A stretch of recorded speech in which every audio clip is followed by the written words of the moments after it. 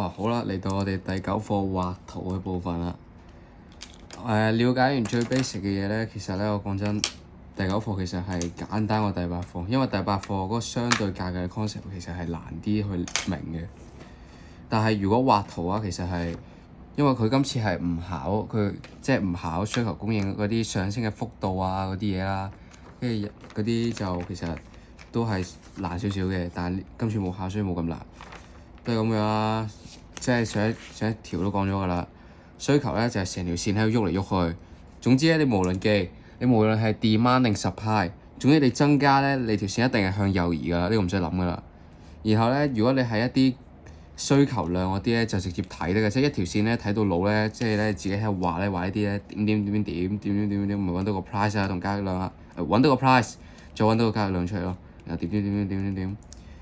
即係咧，即係呢兩個嘅區別咧，就係一個係價格因素影響到佢需求量會變，另外一啲咧就係價格以外會導致佢成條線變。咁呢個上一期講咗啦，呢啲唔使背㗎，就係我啱啱講嗰啲嘢嚟嘅啫。跟住咧，我哋下面咧 note 下面呢啲咧，就係講緊咧佢除咗價格以外因素嘅嘢而改變咗。即係我啱啱咪講咗嘅，佢價格以外因素改變啊嘛，咁佢改變咪即係上面 demand 成條線改變咗咯。俾我哋睇下啦。呢啲係一啲例子嚟嘅啫，係話佢一啲即係你有一日收入高咗啊，你可以揀食龍蝦、食麥當勞。咁呢個兩個情況下咧，龍蝦就係優等物品啊嘛，因為佢貴嘢嚟噶嘛。劣等物品就係麥當勞咯。你收入上升咧，你就會導致你就會有較高呢個嘅購買力啦。咁你咧就會更加偏好咧去買一啲貴價嘢，即係優等物品。咁樣你嘅需求咧，例如話對龍蝦嘅需求就會上升。反之咧就係咧對麥當勞嘅需求就會下降啊。再另外一個就係反之亦然啦，就係你嘅收入下降咗，咁你咪會食多啲劣等物品咯，跟住少啲優等物品咯，呢個就係 D 咯。跟住下面物品嘅看法又係咁啦。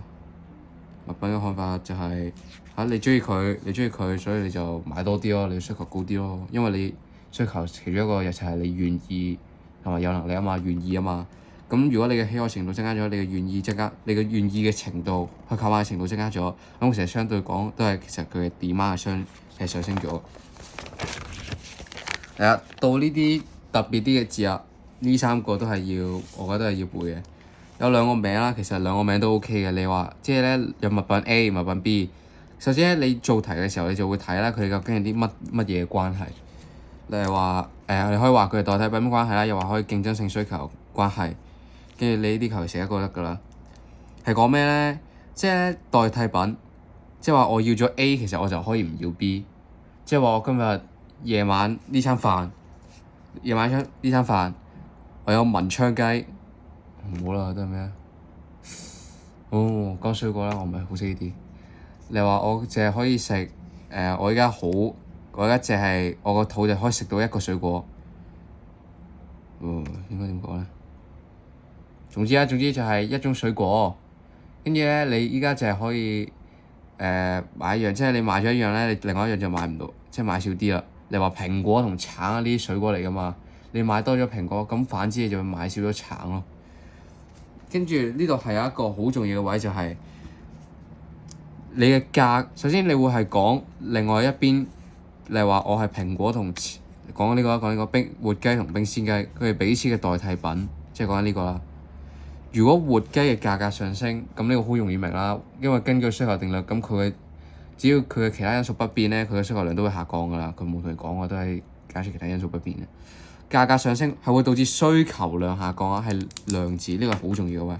因為咧，我哋啱啱咪講咗，價格上升會導致佢嘅 QD、QS 升或者跌㗎嘛，而佢 QD、QS 即係呢個 QD 啊，佢 QD 落咧，就會令到另一樣嘢嘅另外一樣嘢嘅 D 升喎，即係依家係呢個位啊，你個 P 升，你就會導致你個 QD 升，咁呢個係需求定律啊嘛。但係因為 QD 咧，活雞嘅 QD 咧，對於冰鮮雞嚟講唔係價格以外嘅因素啊嘛，所以佢又會翻去 D 喎，呢個係好重要嘅 concept 位嚟嘅。就咁啦。咁下面輔助品一樣啦，輔助品咩意思咧？就係話，例如話 mouse 同埋 keyboard 咯，即係你買咗另一樣，你上攤就會買埋另一樣咯，就咁咯。咁都係咁啦。例如話一個價格上升咧，呢個咧就係一個價格上升，咁你話我 keyboard 賣貴咗，跟住你 keyboard 嘅 price 上升咗，咁你 keyboard 嘅 QD 就會下降，從而就會導致 mouse 嘅 D 下降，即係呢個，即係好似汽車同汽油咁樣。衍生同引申需求咧，其實咧就講緊生產要素嘅啫，好明顯就睇生產要素。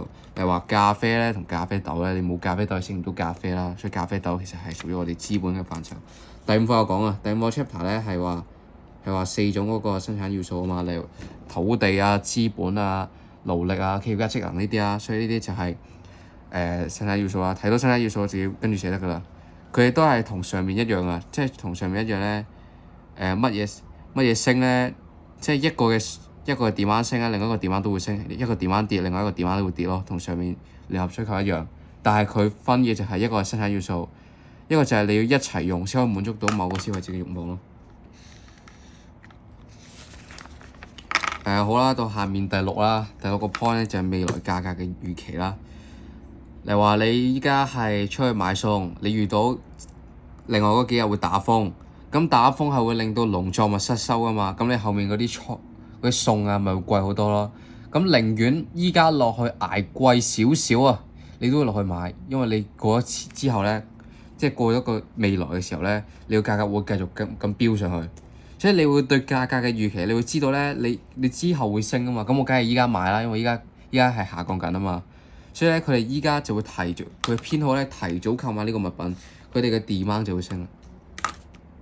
相反啦，如果我依家知道依家啲菜，例如話你分季節嘅菜啦，例如話依家季節嘅菜係好貴嘅，但係你到咗可能下一個季節咧，啲菜咧就會平翻嘅，咁你咪等嗰個季節再買咯。所以咧，反之就係咁啦。下面就好簡單啦 ，BB 仔 concept 啦。咁你多咗啲消費者嘅話，咁你嘅需求咪會好大機會上升咯，好大機會啊！因為你依家多人啊嘛，你依家多人嘅話，咁你多人買嘅機會唔會多咗咯？好簡單。我哋後面就啱啱改咗啦，天災啊、政府政策呢啲其他因素嗰啲嘢咯。好啦，咁呢度咧都係一樣噶啦。總之你記住一樣嘢咧，我喺度畫錯咗唔使理佢，因為呢條淨係畫條 S 得噶啦，我唔知點解畫多條 D 喺度，唔知做乜。跟住咧，你都係咁樣咧，點落嚟，跟住咧線咧就係左右，跟住咧一個係價格，又係價格改變，一個就係價格以外嘅因素改變。好啊，咁睇翻下面嘅因素啊，都係講緊呢個噶啦。我哋依家係供應啊嘛，我哋企喺 supply 嘅角度，就係企喺生產者嘅角度嚟睇啦。我哋係product嗰邊，生產成本升咧，咁一樣嘢嘅，例如話你生產某啲嘢。你個成本升咗喎，咁你供應呢樣嘢賺嘅錢咪會少咗，一定會少噶。除非你真係點講好咧，總之一定少噶啦。例如話你嘅價格完全冇變過啦，除非即係你嘅生產成本係話令到佢改良，令到佢嘅價格上升，咁咪冇嘢咯。你總之你個價格不變嘅情況下咧，你個成本越高咧，咁你反之賺嘅錢就會越少啊嘛。你賺嘅錢咁少咧，咁你就會減少你嘅供應量噶啦。供應係啱啱個 point，你個 P 上升咧會導致咧你個生產成本上升，但生產成本上升咧係價格以外嘅因素，所以係supply。我哋要記翻呢個。好啦，到後面啦，技術水平啦，相同討論係啊，咁呢個就係另外一邊啦。例如話你個技術水平上升咗，就好似啱啱咁樣，就係生產成本咯，都係歸佢，都歸生產成本個 point 嚟嘅。呢個咧就冇噶啦，呢個得兩個嘅啫，但係都得一個名，一個叫競爭性供應，一個聯合供應。競爭性供應就係例如話，就係你有一塊地攞嚟種蘋果，攞嚟種橙，但蘋果嘅錢咧可能賺得多啲喎，你賣出去嘅錢可能係10蚊，但你一個橙賣出去錢5蚊，咁你會種咩？咁梗係種蘋果啦，因為蘋果賺嘅錢可以多啲啊嘛。所以咧，你個 price，因為我哋依家係以生產者角度啊嘛，你個 price 上升咧，我哋會更加趨向咧去生產呢樣嘢噶嘛，因為你賺嘅錢會多咗啊嘛。所以咧都係啱啱嗰個邏輯啦。你個 price 上升咗咧，會導致咧你個 QS 咧，你本身嗰個 QS 咧係上升咗嘅。但係咧，因為人哋另外一樣嘢 QS 上升係價格以外嘅因素啊嘛，反之就會導致另外一樣嘢嘅 S 下降嘅競爭性供應。咁下面都係咁啦，下面都係就係另外一個，呢個係反比，呢個係正比咯，唔講咯。又係啱啱呢個啦，未來價格預期同啱啱調轉，即係咧我預估到咧，例如話我係賣菜嗰啲人啦，我預估到咧可能自己打風我啲菜咧就會加價嘅，咁我咧就會減少依家嘅供應，因為我會延遲售賣，即係我會出即係咧陰地咧，跟住咧放啲菜咧到後面再賣啊嘛，因為咧你打風啊嘛，你啲農作物失收啊嘛，咁我後面賣賺嘅錢咪多咗咯，咁我依家即刻收翻啲貨先唔俾賣，然後咧你依家嘅供應咪會下降咗咯。咁另外啦，就係話你依家就係好似即係你個菜嘅價格係咁跌落，咁你依家梗係及時止損啦，咁你依家嘅供應咪會升咗咯。係啊，下面又係啦，政府政策啦，都係歸納去生產成本嘅好多都，因為你而家生產者其實最睇重嘅生產成本，或者賺嘅，或者你本身樣嘢嘅價格啦，賺嘅利潤咁樣啦。係啊，天災啊，政府政策啊呢啲啊，同樣都係呢個啊，生產者嘅數量啦，咁。即係好簡單，你廠商多咗嘅話，你咪有多啲廠幫你生產咯，咁你供應咪多好多咯。到呢度啦，呢度咧其實咧，因為後面唔考啊，後面唔考又唔講啦，遲啲再同你哋講。就係話咧，我哋咧畫圖啦，例如話 demand 升啦，demand 升咧，首先咧我哋畫圖嘅時候係第一位啦，第一個咧就係畫咗個殼出嚟先，畫咗個殼先，即係一個交叉 SD。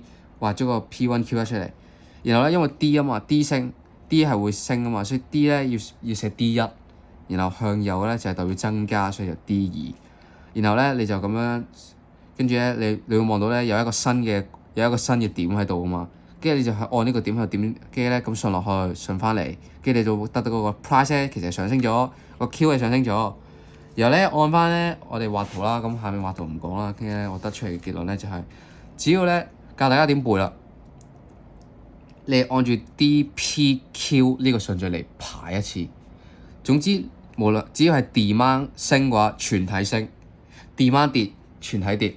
supply 按 S、P、Q 咁睇 ，S、P、Q 升跌升跌升跌。總之 S 同 Q 係一齊嘅，P 就會係相反。跟住你做 MC 嘅時候，如果佢直接咁樣問你嘅話咧，你其實就慳咗時間，唔使畫幅圖咁嘥時間啊嘛。如果你真係唔記得嘅話，即場畫幅圖嚟檢驗得㗎啦。嚟啦，跟住做個題先啦。因為左邊咧呢度咧係可能係一齊增加嗰啲幅度，所以咧呢個就唔做住啦。有冇啲係做到嘅先？呢個唔得喎，因為呢個咧應該呢兩題都係關幅度事喎，所以咧其實都係得啲時間。我求其講一題啦。講呢題啦，第四啦。C 君喺農地種植一樣水果咧，咁我哋咧一睇就知道咧，佢係歸納喺生產者角度嚟睇。所以咧，我哋今次最重要嘅角度重心咧，其實係應該放喺供應量上面睇，供應同埋供應量。